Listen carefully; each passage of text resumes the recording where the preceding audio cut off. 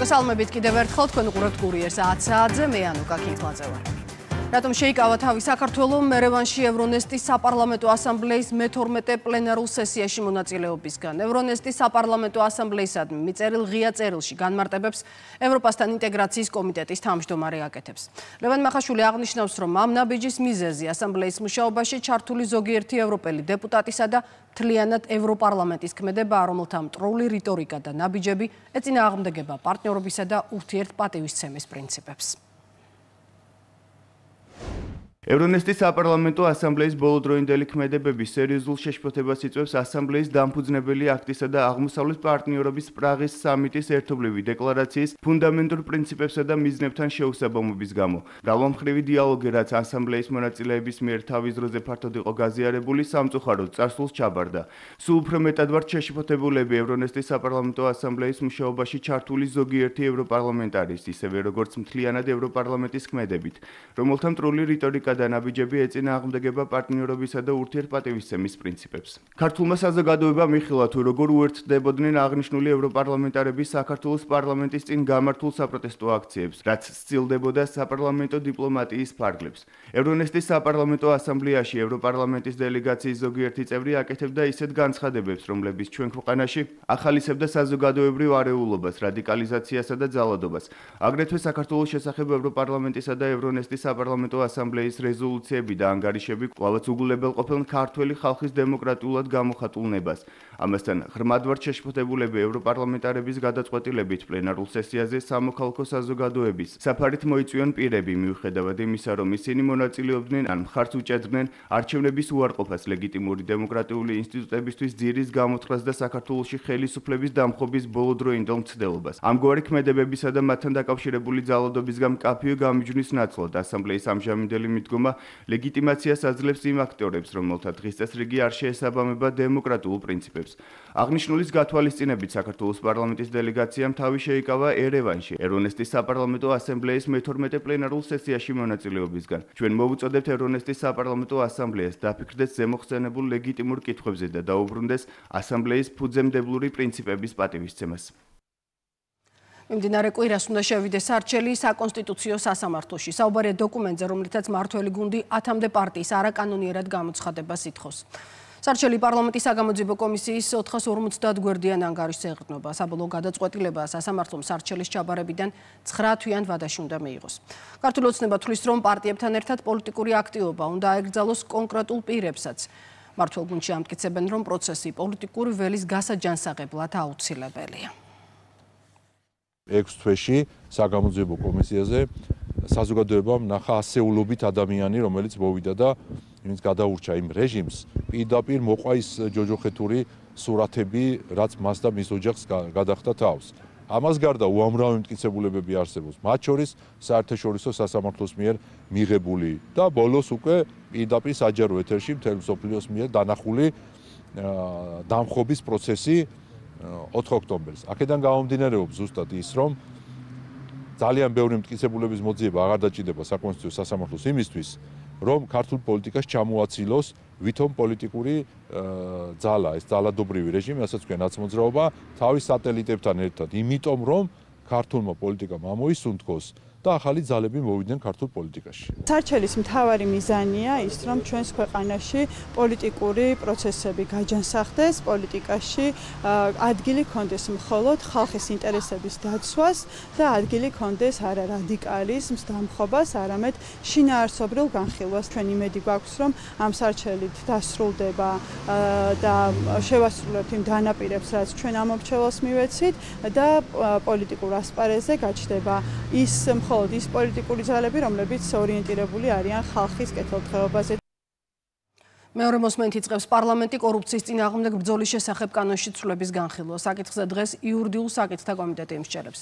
საუბარია სიახლეზე, რომლის მიხედვითაც სასამართლოს მიერ კორუფციულ დანაშაულში მხილებულ საჯარო მოხელეებსა და პოლიტიკური თანამდებობის პირებს ქონებრივი დეკლარაციის ყოველწლიურად შევსების ვალდებულება 30 წლის განმავლობაში შეუნარჩუნდებათ. ამჟამად მოქმედი კანონმდებლობით თანამდებობის პირს დეკლარაციის წარდგენის ვალდებულება მხოლოდ თანამდებობაზე ყოფნის პერიოდში აქვს. უმრავლესობა დარწმუნებულია, რომ აღნიშნული ცვლილება ქვეყანაში კორუფციულ დანაშაულთან ბრძოლას უფრო ეფექტურს გახდის.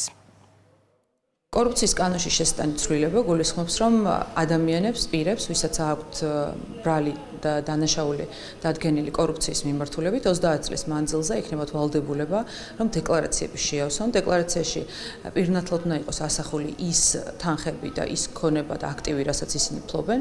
შესაბამისად, ამ ცვლილებამ უნდა გაუკეთოს პრევენცია იმას, რომ ვერავინ შეძლოს მოპარული და კორუფციის შედეგად მითვისებული თანხების თუ ქონების შემდგომში თავისუფლად გამოყენება.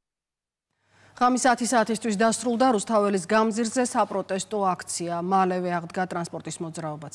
დემონსტრანტები თავდაპირველად რესპუბლიკის მოედანზე შეიკრიბდნენ და პარლამენტის შენობამდე მსვლელობით მივიდნენ.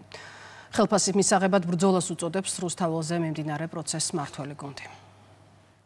ადამიანები, ვინც რუსთაველზე გამკაცრებული კანონის მიუხედავად მაინც გამოდიან, არიან ისინი, ვინც წლების მანძილზე იღებდნენ სწორედ აი ამ დესტრუქციული მოქმედებებისთვის და ექსტრემიზმისთვის დაფინანსებას. ამიტომ მათ როგორც ჩანს, ახლაც რაღაც გარკვეული დაფინანსება აქვთ დაგროვილი და მისაღები, შესაბამისად ამ ვითომ მათ თავგანწირვას შეიძლება უწოდოთ დაფინანსების და ხელფასისთვის გაღებული თავგანწირვა.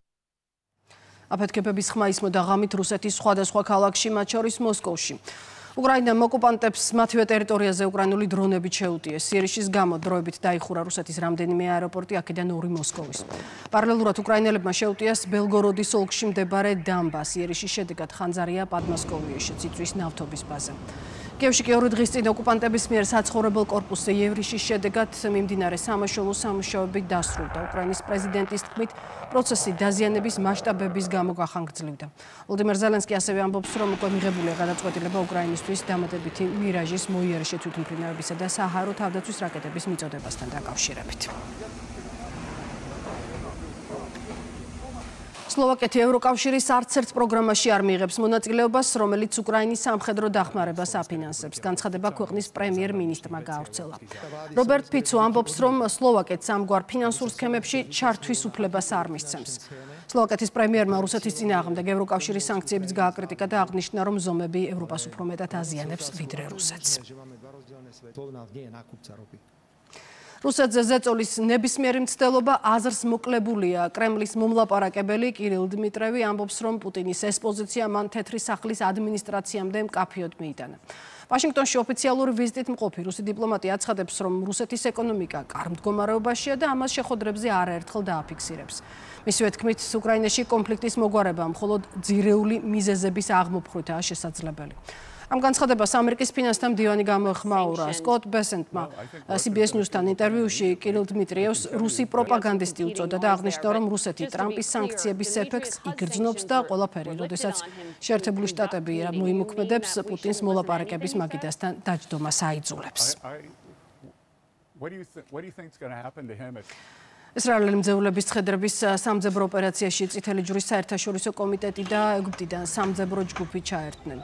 ინფორმაციას როიტერი ისრაელის მთავრობის წარმომადგენელზე დაყრდნობით ავრცელებს. გამოცემა The Times of Israel წერს, რომ ამჟამად ჯგუფები ღაზის სამხრეთით მდებარე ქალაქ რაფახში მუშაობენ. ამას კვლავ აცხადებს, რომ 13 ცხედარი სავარაუდოდ ნანგრევების ქვეშ არის მოყოლილი და მათი პოვნა ამ ეტაპზე შეუძლებელია. ისრაელის მთავრობა კი დარწმუნებულია, რომ ჰამას შეუძლია ცხედრების გადაცემა, თუმცა მათ ადგილსამყოფელს მიზანმიმართულად მალავს. რაც ისრაელის მტკიცებით ცეცხლის შეწყვეტის შესახებ დადებული გარიგების პირდაპირი დარღვევა. Now this is a technical team only and none of these ბრაკონიერობის წინააღმდეგ საქართველოში ბრძოლა გრძელდება. ნადირობის სეზონის გახსნიდან 2 თვეში გამოვლენილია 600-ზე მეტი სამართალ დარღვევა.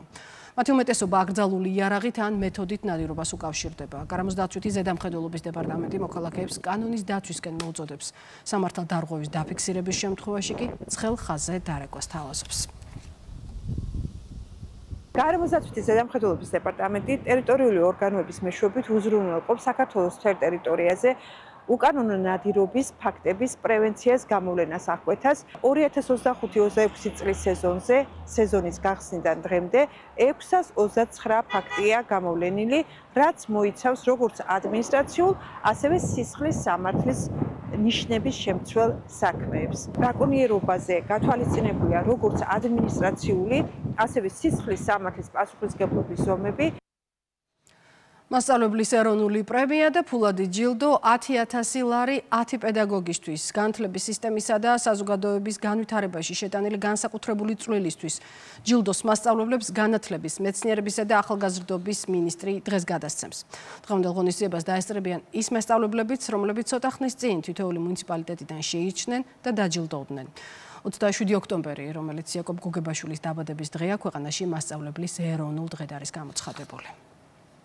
უკვე მესამედ იაკობ გოგებაშვილის დაბადების დღეს ჩვენ მთელი ქვეყნის მასშტაბით გამოვავლენთ 10 ღვაწლმოსილ პედაგოგს, რომელსაც დავაჯილდოვებთ სამინისტროს გადაწყვეტილებით 63-ვე მუნიციპალიტეტში და თბილისის 10-ვე რაიონში მოხდა ღვაწლმოსილი პედაგოგების დაჯილდოვება, მათთვის მადლობის სიგელის გადაცემა და ყველა ეს ადამიანი, ყველა ის ჩვენი საყვარელი და უძვირფასესი პედაგოგი, რომელიც ამ სიგელით დაჯილდოვდა მიმდინარე წლის სექტემბერსა და ოქტომბერში, დაესწრება 27 ოქტომბრის დასკვნით ღონისძიებას, რომელიც ოპერისა და ბალეტის სახელმწიფო თეატრში გაიმართება. კამპანიის გამომყევი აჭარაში გაბარჯვებულები დააჯილდოვეს ბათუმში. ინიციატივამ წელს სოციალურ ქსელებში რეკორდული რაოდენობის აქტიურობა გამოიწვია. აჭარის შესახებ 6,000-მდე პოსტი გამოქვეყნდა. საერთო ჯამში კი კამპანიამ 500 მილიონამდე წვდომა დააგროვა. გამომყევი აჭარაში რეგიონის პოპულარიზაციის მიზნით 2023 წლიდან ტარდება. მიზანი აჭარის, როგორც 4-ვე სეზონზე მიმზიდველი მრავალფეროვანი კულტურული მემკვიდრეობის პოპულარიზაცია და ქართველი ინფლუენსერების ჩართულობით შიდა ტურიზმის განვითარება. სასწაული ადგილები ვნახე პირველ რიგში. ძალიან მიხარია, რომ ეს მქონდა ჩემთვის პირველ რიგში შესაძლებლობა და სხვებისთვის, რომ დაენახათ ისეთი ადგილები, შეიძლება ვიღაცა ვერ მივა სადღაც უბრალოდ რაღაც გამომდინარე. მაგრამ ჩემ გვერდზე ისინი ნახეს ისეთი ადგილები, რაც ყველა ადამიანს უნდა ნანახი ქონდეს. ჩემი პირველი მონაწილეობა იყო ეს პროექტში და საერთოდ სხვა შესაძლებლობები გამიჩინა ჩემს კარიერაშიც. რაც შეეხება ჩემს მეორე ადგილს ველოდებოდი, თავიდან რომ ჩემს კონკურენტს რო შევხედე, როგორი ტემპითაც მიდიოდა პირველისკენ, სიმართლე ძალიან დიდი წარმატება აღარ გამიწევია და უკეთ კიდევ ერთხელ ძალიან დიდი მადლობა პროექტს. კამპანიის ფარგლებში შექმნილ ფოტოებს, ვიდეოებს და პოსტებს 9 მილიარდზე მეტი წვდომა აქვს, 6,000-ზე მეტი პოსტი გამოქვეყნდა აჭარის ტურისტული ადგილების შესახებ, 40-ზე მეტი ბლოგერი მონაწილეობდა, ფოტოგრაფი და ინფლუენსერი კამპანიაში, მსგავსი ტიპის კამპანიები გვეხმარება ერთის მხრივ, რომ აჭარა კიდევ უფრო პოპულარული გავხადოთ შიდა ვიზიტორებში, რაც გაზრდის შიდა ვიზიტებს ზოგადად რეგიონში. საფრანგეთის პირველი ლედის ონლაინ სექსუალური შევიწროების ბრალდებით სასამართლო 10 ადამიანს გაასამართლებს. ფრანც 24-ის ინფორმაციით პროცესები დღეს იწყება. დანაშაულის დამტკიცების შემთხვევაში მათ 2 წლამდე პატიმრობა ემუქრებათ. ფრანგული მედია წერს, რომ ბრიჯიტ მაკრონის წინააღმდეგ მიმართული დანაშაული მოიცავს სქესთან დაკავშირებულ ბრალდებებს. საქმის პროკურორის თქმით, ეჭვმიტანილებმა მაკრონის სქესსა და სექსუალობაზე შეურაცხმყოფელი კომენტარები გაავრცელეს და წყვილი სასაკობრივ სხვაობას პედოფილია უწოდეს. საფრანგეთის პირველმა ლედიმ სასამართლოში საჩივარი 2024 წლის აგვისტოში შეიტანა. 6,5 ტონა კოკაინი ამოიღო ესპანეთის პოლიციამ ამერიკელი სამართალდამცველებისგან მიღებული ინფორმაციის საფუძველზე. ნარკოტიკით დატვირთული გემი კანარის კუნძულებთან ტანზანიის დროშის ქვეშ ცურავდა. პოლიციის განცხადებით, ნარკოტიკი გემის კონსტრუქციაში სპეციალურად მოწყობილ სათავსოში იყო დამალული. ქვეყნის ხელისუფლების შეფასებით, ბოლო წლების განმავლობაში ეს ერთ-ერთი ყველაზე მასშტაბური ანტინარკოტიკული ოპერაციაა. ლუვრის უსაფრთხოების ერთი წევრი ქურდებთან თანამშრომლობდა, ინფორმაციას ტელეგრაფი ავრცელებს. საქმესთან დაკავშირებულ წყაროებზე დაყრდნობით, გამოცემამ გაარკვია, რომ მეჭვმიტანილს მძარცველებთან დანაშაულის ჩადენამდე ჰქონდა კონტაქტი. გამოძიების ვერსიით, ქურდებმა მუზეუმის უსაფრთხოების სისტემის შესახებ შიდა კონფიდენციალური ინფორმაცია წინასწარ მიიღეს, რისი საშუალებითაც გაარკვიეს, თუ საიდან უნდა მოხვედრილიყვნენ შენობაში. ტელეგრაფის ცნობით, გამოძიებას ამის ციფრული მტკიცებულებები აქვს. შეგახსენებთ 19 ოქტომბერს ლუვრში 4 ბოროტმოქმედმა შეაღწია მათ საიმპერატორო კოლექციიდან 9 ექსპონატი გაიტაცეს. ნაძარცვის საერთო ღირებულება 88 მილიონი ევროა. ფრანგული მედიის ინფორმაციით დაკავებულია 2 პირი, აქედან ერთ-ერთი სავარაუდოდ ლუვრის უსაფრთხოების თანამშრომელია.